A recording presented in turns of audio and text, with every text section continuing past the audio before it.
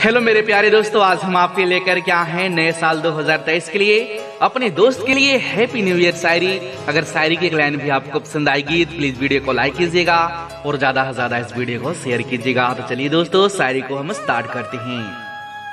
न चांद की चाहत है न तारों की फरमाइश है, न चांद की चाहत है न तारों की फरमाइश है। इस नए साल में हमेशा खुश रहो मेरे दोस्त, इस नए साल में हमेशा खुश रहो मेरे दोस्त। बस यही दिल से ही दुआ है, बस यही दिल से दुआ है।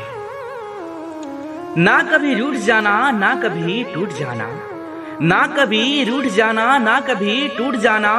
इस नए साल में मेरे दोस्त जी भर की खुशियां मनाना, इस नए साल में मेरे दोस्त जी भर के खुशियां मनाना। हर साल आता है हर साल जाता है, हर साल आता है हर साल जाता है। इस साल आपको वो सब मिले जो आपका दिल चाहता है, जो आपका दिल चाहता है। दोस्तों में ही बसती है जान मेरी, मुझे इन्हीं के संग रहना है। दोस्तों में ही बसती है जान मेरी, मुझे इन्हीं के संग रहना है। साल तो बहुत बदलते हैं मेरे दोस्त, मगर जिगरी यार नहीं बदलना है, मगर जिगरी यार नहीं बदलना है।